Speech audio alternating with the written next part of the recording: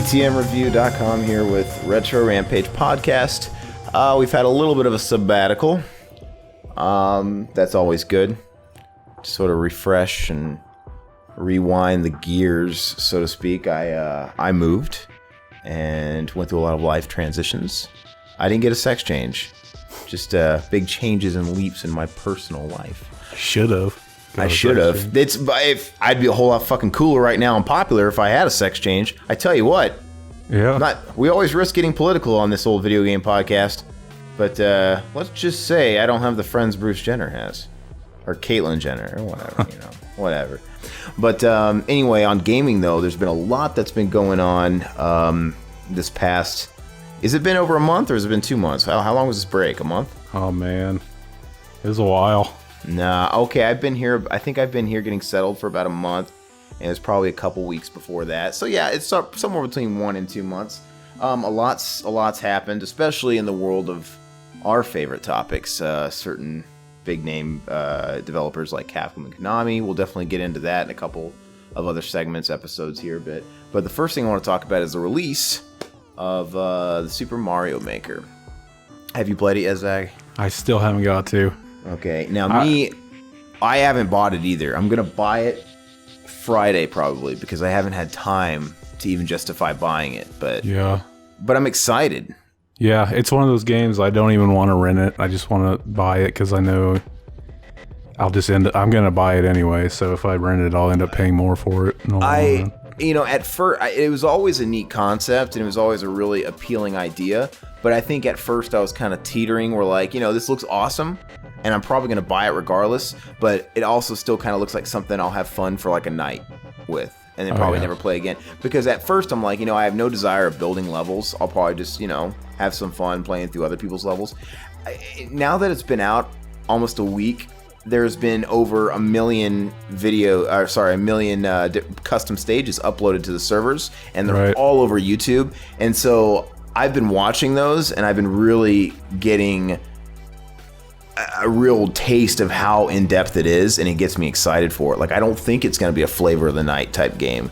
Yeah. It looks insane. Like, there's people are getting so creative, and I know there's a lot of shit out there. Like, people have been saying there's just so many shit levels. There's going to be shit levels.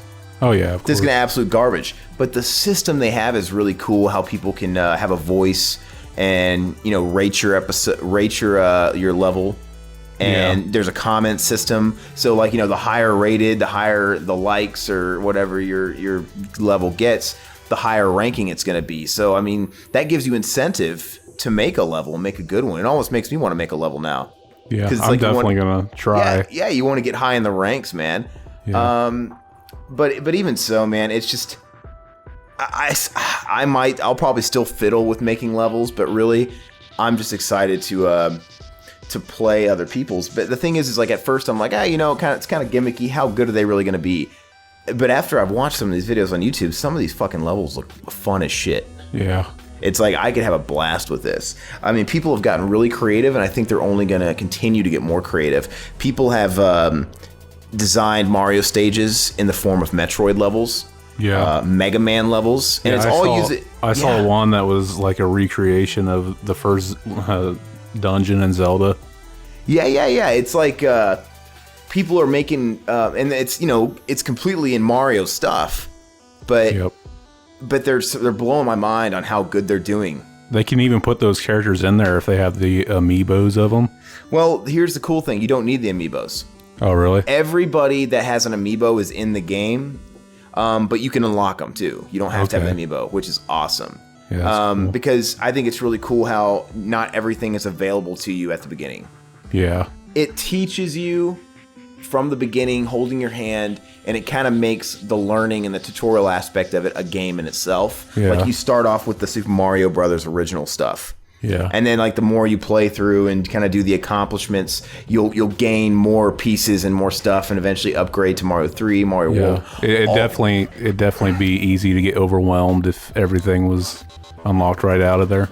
Yeah. And it just gives you a sense of to play too. It's really great. And that's another reason why I think on YouTube you see just a shit ton of like the 8-bit Mario style stuff, because a lot of people haven't necessarily unlocked everything. Yeah. And you're seeing less Mario World and less Mario 3, but yeah, so all the skins for all these amiibo characters are in it, but they're only in the 8-bit style. Mm-hmm. Like, you can't turn Super Mario World Mario into a Super Mario World Link. But still, man, it's all really cool, and I'm just blown away by the customization and the detail and the thought that went into this stuff. Yeah, it's absolutely insane, man. I'm stoked, and I've seen some ridiculous levels, man. Like, yeah, that one you sent me was ridiculous.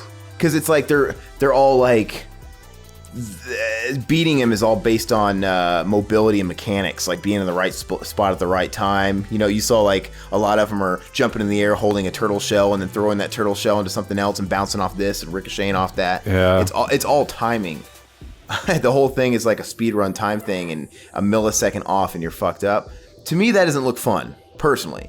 Yeah, that looks a little too like hardcore for me. But it's impressive. Yeah. Those hardcore ones don't look fun at all. That just looks like stressful. Yeah. Clearly, the guy in the video I showed you on via Kotaku, he was crying. He was so happy. Dude, that dude will never feel a vagina in his life. I'm just joking. What was he saying? He was like, "Yatta! Yatta!" He had to be sitting there for hours to get all that stuff memorized and everything. Oh God, it's just, I don't have enough time in my day. Right. But I'm not really sure. But hopefully, there's like some sort of system like where community can kind of rank the difficulty. Yeah. I would think so. But that's really neat to watch. But that's not really what turns me on. But I've seen a lot of levels on there that are not impossible hard, but they're really thought out, really cool. Some people are remaking stages from classic games. Like I watched somebody totally remake the Mega Man X Storm Eagle stage, and they did a fucking awesome job. Yeah. And then somebody remade a stage in Mega Man 2. Somebody remade a classic Metroid stage and even had the Mother Brain battle, but Bowser as Mother Brain. That's awesome. And it was fucking blowing my mind, man. So, I mean, people are obviously a game like this wouldn't have been nearly as well. It would have been cool when I was a kid, but the output from the community wouldn't have been nearly as cool back in the early 90s. But now people are so smart. This generation's so tech savvy, because the people that are putting out the best levels are like 15-year-olds. Probably. It's probably crazy. So, like, I mean, some of this is really, really quality stuff. So, I don't know. I'm just really amped for it. I'm really, really excited. And I don't know. I don't even know where I'm going to start, but yeah, I'm excited to play it. I'm stoked to see what the soundtracks. I mean, like all the music you can have probably. Yeah. And that'd be cool if they did like a Mario Paint style thing where you can create your own music. That would be cool. I mean, obviously the interface is inspired by Mario Paint. Yeah. It's a big homage. I guess they have the that Knack game in there too. That was on the original Mario Paint. There's a lot of Mario Paint stuff in there. That would be cool if you could do music as well. I mean, who knows? Maybe DLC is in the future of it. Who knows? Yeah. But yeah, like I said, the attention to detail is absolutely insane.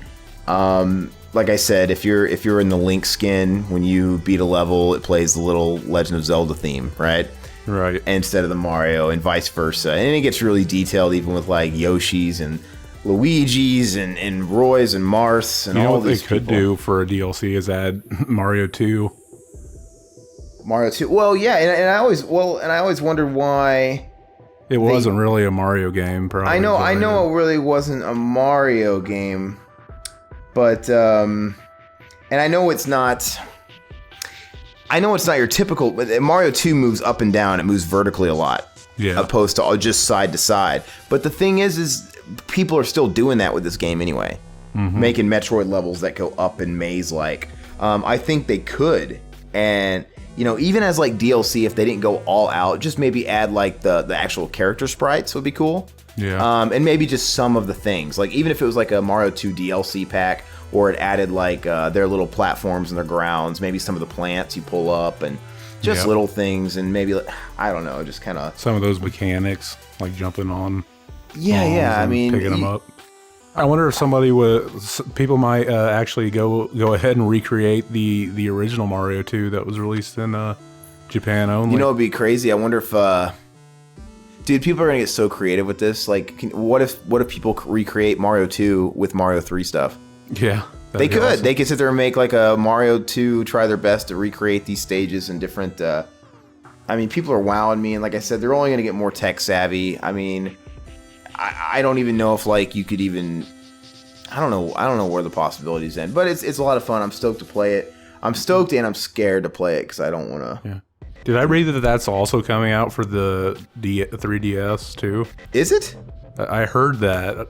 The only thing I don't see not working about is maybe the space factor.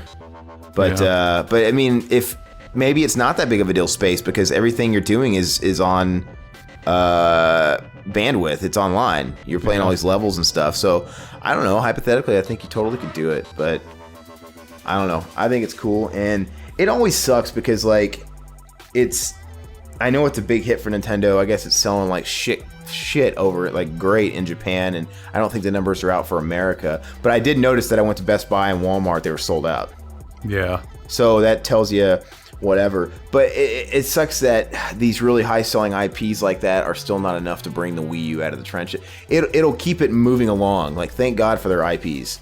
Yeah. Because it keeps them always above water, and it's like the games are hits. They would be hits on a PlayStation 4 console, they would be hits on the Xbox One console.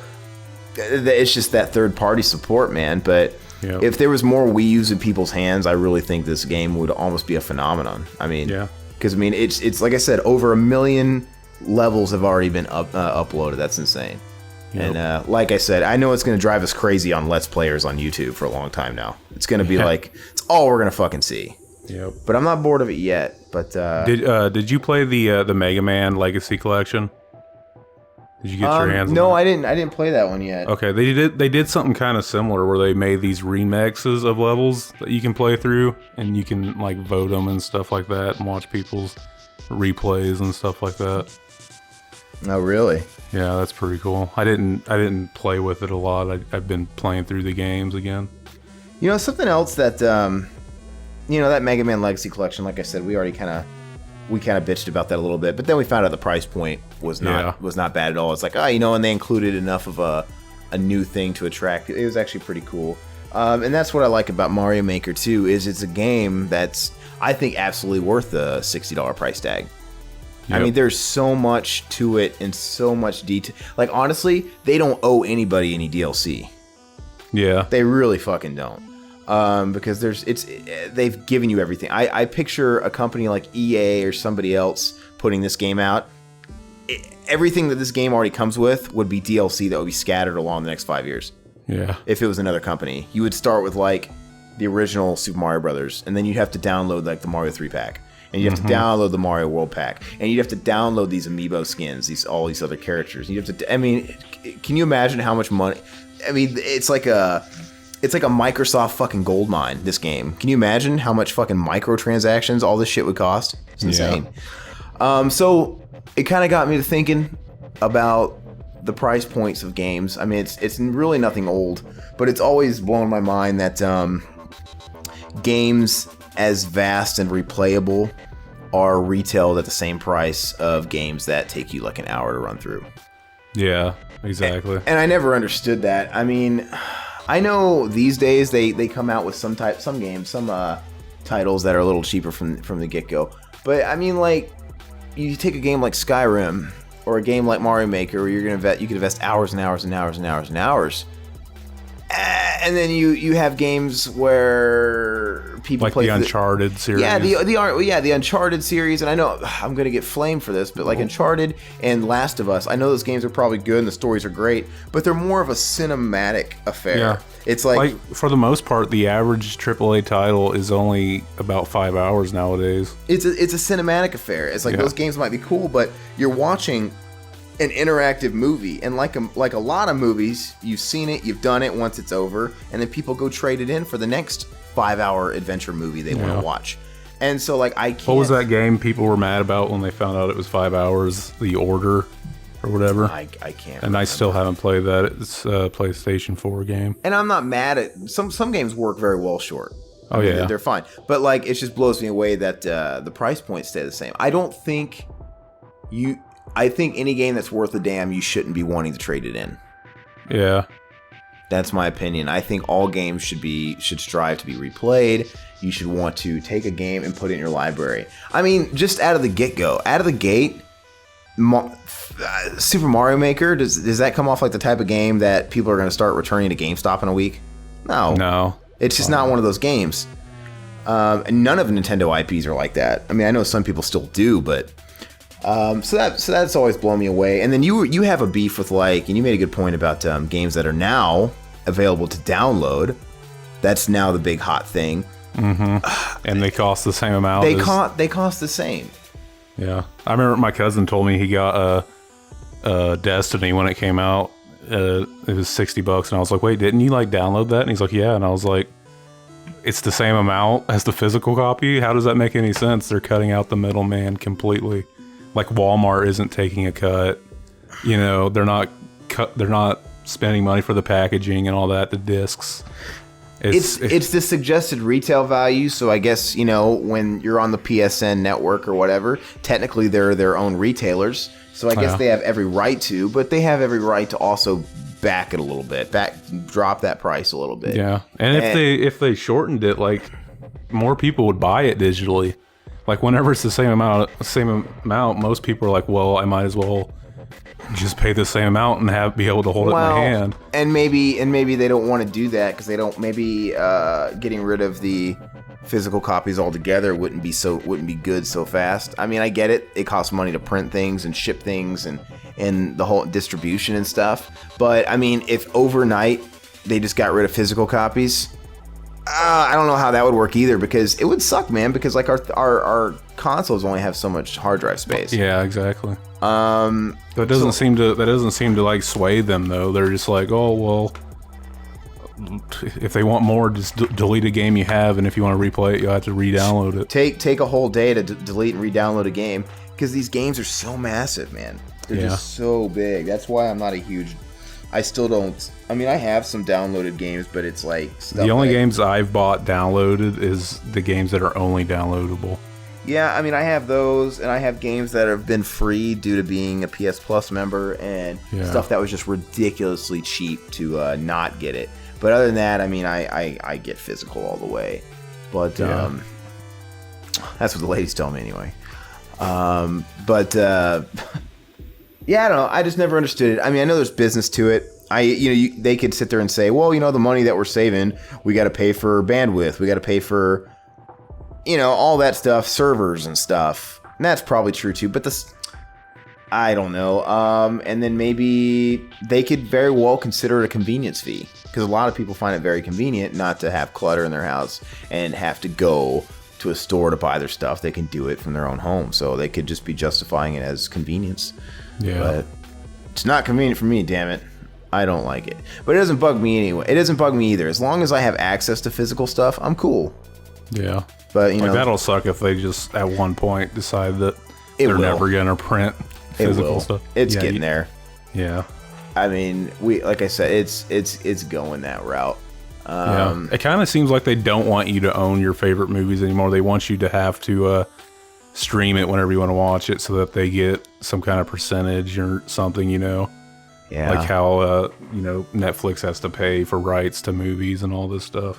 It's also a shame that I mean, I'm a creative person, and I already know it's like this for musicians, but if you're an upcoming musician or you're an upcoming filmmaker right now trying to cut your teeth, it sucks to know that even if you make it, you're going to be in this era where your films aren't available physically. Yeah. If you're an upcoming director and you're trying to cut your teeth doing that and get noticed doing that, the moment if you do break it big, we're almost there. So by the time you make it big, man, it's gonna be a different beast, man. Your film's gonna come out, it's gonna get pirated, and then it's gonna be a streamed.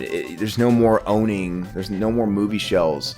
If you're an aspiring filmmaker, you probably dreamed of having your film at a Best Buy or a Suncoast or something, or probably dreamed of having it at a Blockbuster or a Hollywood Video. That's already gone. But I'm saying those people and those musicians, those filmmakers are not gonna have that anymore. It's I'm all successful. Go download it. Yeah, there's pluses to it too, because like, you know, like distribution and all that stuff. yeah, I mean, people can get it easy, but that's the thing. Whenever everything's free to get, it's oversaturated, and people don't know what to, you know what I mean? It's just there's so much stuff to choose from that. Oh, I know. Look at the Redbox, man. Look at Netflix streaming. There's so much just bullshit on there. Right. But anyway, that's kind of my rant for that thing. It all kind of started with Mario Maker, and you know that's what stuff of quality. Whenever you get like this diamond in the rough that shows up, it makes you really think about everything that's wrong around it. Yeah. Kind of shines a light on all that stuff. But let us know what you guys think. Head over to btmreview.com, the Facebook, btmreview.com, the YouTube channel, the iTunes channel, all that stuff. Subscribe to this podcast and our other podcasts, and let us know what you think about the Super Mario Maker and any opinions on just the current state of price points. So, but for now, until we're back again, this is Aaron. And Zach. Thank you guys. Later.